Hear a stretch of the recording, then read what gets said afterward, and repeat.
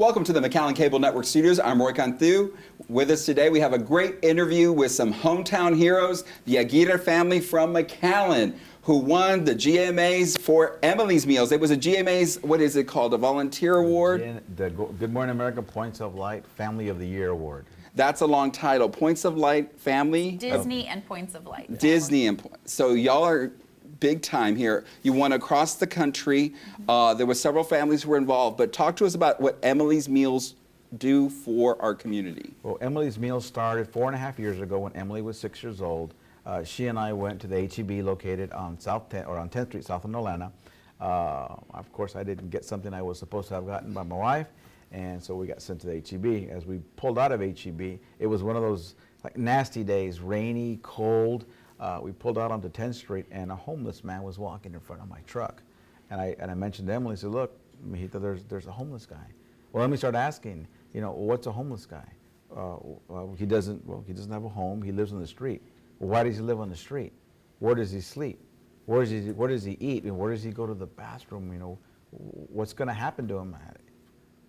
And I'm usually have a lot of answers to a lot of things, but she floored me with that because I didn't know how to, as a dad, I didn't know how to respond to her to explain how somebody can actually be homeless. So Emily, being the person that she is, she insisted on us getting him some food. So we pulled over to Delia's Tamales real quick and bought him a dozen tamales and a cup of coffee. And we pulled back out on the 10th Street. And by then he was already walking in front of Sonic. And we made a kind of U-turn there and pulled up alongside the man. And Emily, before I could even stop, rolled down her window. And she called the man over to the truck and says, sir, here's a hot meal for you and a cup of coffee. God bless you. So at then, we went back to the house, and that kind of took over our family conversation that Saturday. Well, it was the Saturday before Lent. Lent was going to start that Wednesday. And us as Catholics, we're part of Our Lady of Sorrows Church, and as Catholics, during the Lenten season, we always give up something for Lent, whether it be chocolate or, or a certain food or whatever, right? Well, for me, doesn't work. I kind of violate that rule the third or fourth day. So we decided as a family, instead of giving up something for Lent, we decided that we would feed a homeless person every day for the 40 days of Lent. So the same story that I'm telling you right now, I told it to a bunch of Our Lady of Sorrows parishioners and Our Lady of Sorrows School PTO parents, and they decided, we want to be part of this. We want to help you with this. So starting on Ash Wednesday, 2015, starting Ash Wednesday 2015, we started feeding 40 people every day for the 40 days of Lent. Well, when Lent ended, now what? Well, our family and a bunch of other families, we just kept on going, right? We grow that bond with them. And it's been, we know their names and we know their stories. Mm-hmm. And all that. When you say homeless, what's a homeless person? Tell me here in our community, what's the life of a homeless person? Imagine you're going camping, but you don't have anything. Just being out there, not being just doing cut baths behind an AutoZone, just being out there by yourself, without anything really. Did you understand what a homeless was until your dad explained, or? I did not. I did not know what a homeless person was until my dad explained to me. And you were how old? 6 years old? I was 6 years old. And you're a little bit older now. Yes. So when you could sort of go out there and do Emily's Meal, because it's named after you, how does it make you feel? It makes me feel really good when I see their smile on their faces, because I know I've done something for them. And I know that they can't repay me, so it's really amazing to feel that. So how do you feel that this has sort of become your life? This is what y'all do now as the Aguirre family in McAllen. Mm-hmm. Is it pretty normal now? Yes, it's pretty normal. A lot of our conversations are all surrounded around it. Who's going to feed the next day? What's going to happen next? With organizing the homeless picnics, which Erika's doing for the next homeless picnic. Just keeping the schedule, letting people know, don't forget, you feed tomorrow, those kinds of things. It started with the 6-year-old asking a question, and then it turned into a sort of a community at your church, at Our Lady of Sorrows. And it sort of has expanded because when y'all were here for the proclamation, I saw all these volunteers, and that Yes. surprised me because I said, how big is this operation now? It's very big. Oh, yes. Very big, hundreds of volunteers. In fact, I know since the beginning, almost 5 years ago, we definitely have had more than 1,000 volunteers if you added them all up over the time. But we have a lot of different churches, First United Methodist Church, Our Savior Lutheran Church, First Presbyterian. We have homeschool moms. We have confirmation classes, Boy Scouts, Girl Scouts, Missy's Modeling Studio. I mean, the list goes on and on and on of all the different groups that help us on a regular basis. And then, of course, some that pop up and just help us 1 month or every other month, et cetera. Well, who organizes it? Who's the organizer I'm the here? organizer. So I have a calendar. It's nothing magical, but a calendar. And so I always start off like the last 2 weeks of the month. So right now I've already started December's calendar, and I plug in the steadies, the ones who are, I'm the first Sunday and the second and fourth, Thursday. I'm the month, whatever. And we put all those on there, and then we look at where there's, empty, whether it's food that needs to be prepared or we need help with delivering. And then I take it and we post it on the Emily's Meals Facebook page and kind of highlight where the needs are. And the next thing you know, within usually a day, it's full. People already are like, I'll do this, we'll do this, we'll do this, we'll do this. And We it fills have up. people like fighting for days. Oh, that's awesome. Yeah. Yes. Now, how do you get the food? Is there restaurants that assist, or is there businesses that sort of like, I'm going to prepare this and here you go, or how does that happen? It's a mixture. Some people will call in, an order, and we'll go pick up at a different restaurant. Other people make it in their homes. Some people involved their whole family. Some people involve their neighborhood. It's done differently every time. So it can be a homemade meal, or it can be a meal that we pick up at a local restaurant. Well, talk about the need, Connie, because I know you all have been doing this for several years. Is it growing, or like it's hard for Valley people to say there's homeless in our backyard, but there is. Yes, there is. Yes, there is. Yeah, they're everywhere. Rick is extremely good at finding them. I think it's his former Border Patrol life and et cetera. He's really good at being able to know where they're at. And they also help us, once you have a conversation with them, they're like, hey, don't forget my friends down the street, or hey, so-and-so's now moved over here. Don't forget them over here. They let us know. They're their own community. And the need, as we've had conversations with them and you share a meal with them and talk to them, then they start to let you know more and more of their story. And from that, we also find out if there's any other needs, if they have a medical need, dental need, eyeglasses, if they need blankets, jackets, whatever they might need, socks. shoes. Yeah, they always let us know, right? Shoes is one of their favorite things, and socks. And so we try our best to help fill that need, whatever it is at the time. And when you're requesting for stuff, the easiest thing to do is to go to your Facebook page on Emily's Meals, and then you can see the request that you're asking the Yes. community Yes. to sort of help y'all, Yes. right? We'll like put on there, hey, we need some jackets. Like whoever can donate some can donate, and then that by the time you know it, that the next day, our front door's filled with plastic bags of jackets and all that. If we need a jacket. It's nothing. Yesterday, I've been in and out of the house all day long. I drive home for the last. I'm looking outside of my door, and I've got 2 bags of small blankets there. And yes, it's taken over our household because you see, bags, blessing bags that they'll explain here in a little bit what that is. You go to my garage. My 2-car garage is now 1-car garage because I've got jackets and blankets and things that we have that we need, bags and stuff like that for Emily's Meals that we go and use. It's always a constant use of stuff. And you have the community, what do you call it? Where you go to Fireman's Park and you set up all the different... Our homeless picnics. Your homeless picnics. Yes. Talk about that a little bit. So our first homeless picnic started when one of our youth, Katie Blackwell, she had this idea where we go and we serve the homeless.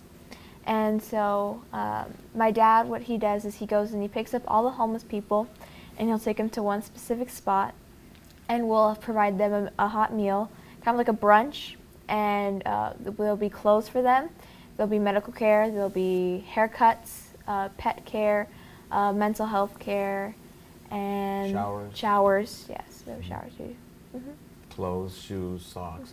Anything they need, Our they can homeless get it there. picnic is kind of like a rummage sale, but free. So we have like tables and we have like piles of clothes. So many people donate, and they'll go and like there'll be one person with them, and we'll go and we go along with them in their for the journey. So they go and they'll get their bag and they pick out their clothes and they can go eat and they can go shower and they can get their medical care and all. It's a learning process. The first time we did that, right? I guess a mistake that we made is that I just picked them all up and dropped them off, and I left to get more. But I just dropped them off and I let them wander, and some guys kind of left. They just kind of got uncomfortable. So the next one we did, you know what? We need to start having escorts. So we'll have, you know, kids. We had all the Beauty beauty queens. queens. Yeah. You know, some of the, like the Miss McAllen, all those girls came out, right? And as soon as I dropped the guy off, they go, hey, how are you? What's going on?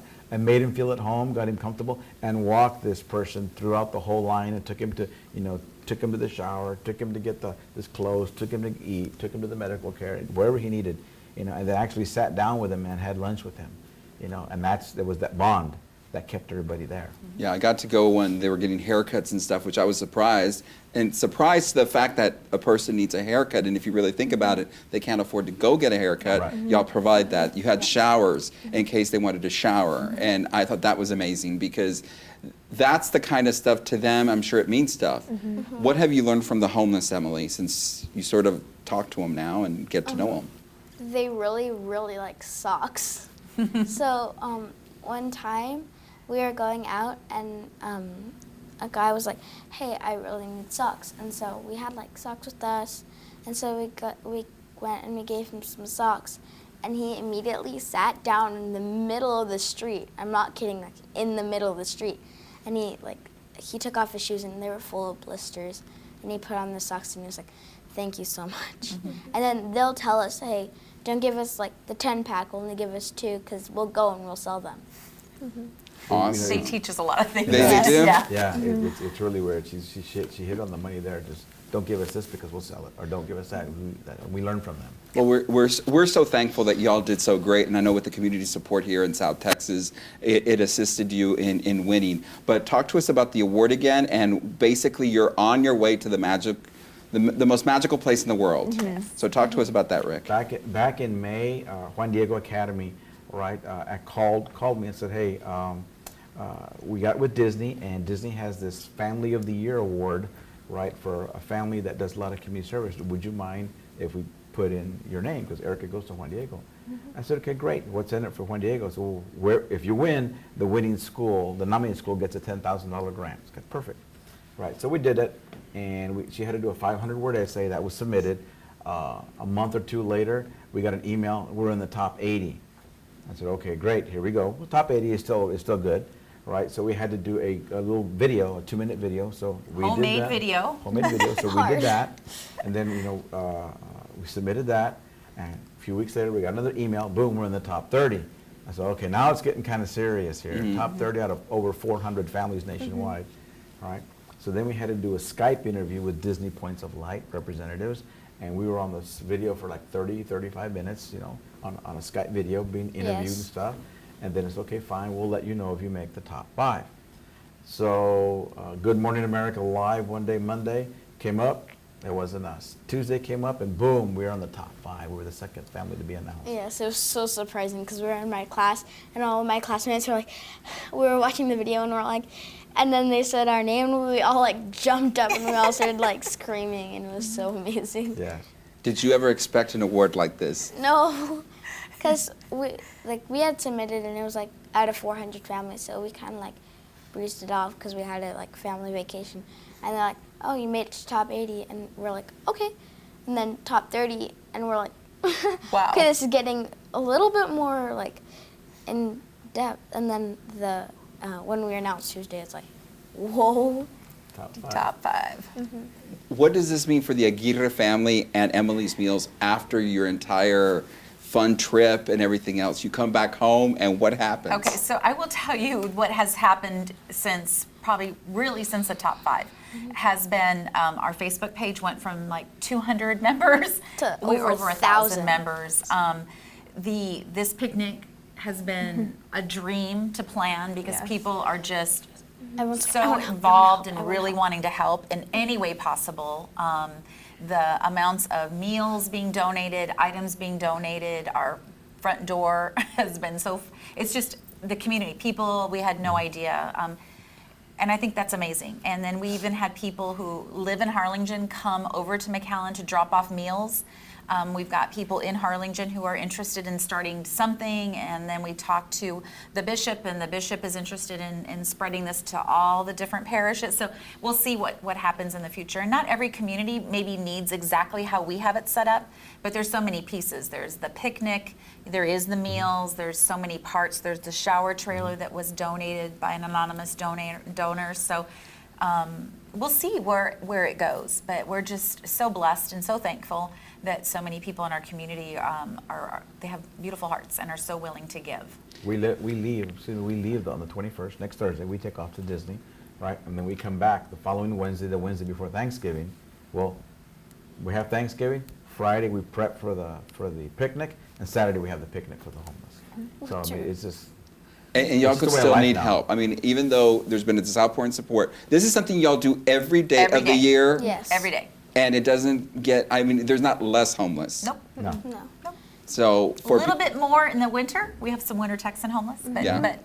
but So you're basically, your request is out there. If you want to assist, go to our Facebook page. We will let you know what we need. Yes. This is literally what we're getting from basically your field operations, right? Right. Yes. if you ever have someone who's going to do a fundraiser, a barbecue plate fundraiser, we call it the Double Do Good. You buy the barbecue tickets for the fundraiser for whomever it is, and then you turn around and donate those to Emily's Meals. We go pick up the barbecue plate, so it's a double do good. You bought them to help someone who may be suffering from cancer or fundraising, the Boy Scouts fundraising, whatever it is, and then you turn around and give them to a homeless person. What's really amazing is that we really didn't know when we first started, when it was just our family, we really didn't know that it would go so huge.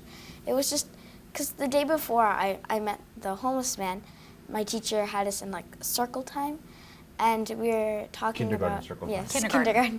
and we were talking about how like ways we could help the community and not to take things for granted. And so when I saw that homeless man, I was like, okay, now that's my chance. Like I can do something. I really didn't know it would go like this far, and it's been so amazing. And it's really not just, oh, I want to help. I have to go to Emily's Meals, or I have to go to this like charity. No, it's really not that. It's just like an extra combo from McDonald's at lunch, or just your leftovers from dinner.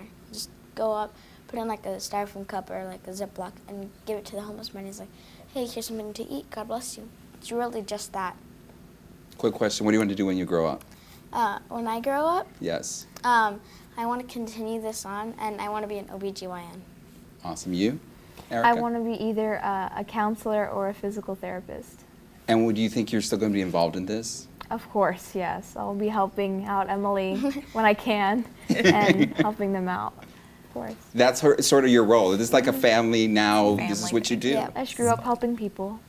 Awesome. Congratulations. Again on your big win with GMA. And I'm going to tell you, I'm sure they're going to do everything first class. And afterwards, please share on your Facebook page how much fun y'all had. Because will. y'all We deserve will. it. Thank I mean, you. people don't understand. you. I've known Rick for years, but I know ever since I went to the first Emily's Meal that y'all were like, I didn't think it was 7 days a week, and now y'all are 7 days a week. You have volunteers, you have this organization. You're always asking for donations. So folks, if you want to help out the Aguirre family, go on their Facebook page. Please like it and please follow them. This is a great way for people to do something giving during the holidays. You know, we're always saying things are really bad out in the world, but then you hear a story like this and how many lives you're affecting. So I think this is awesome what y'all are doing. And so we're going to follow you more on Emily's Meals. you. And we're hoping that your journey just continues and gets bigger and better. And we're hoping that our McAllen community comes through for y'all. So, Thank you. They already you. have it. We Thank you very greatly much. appreciate Yes. and thanks to everybody that supported them because they're big winners and they're going to have a great time at Disney World. For the city of McAllen, I'm working through with the great hometown heroes, the Aguirre family.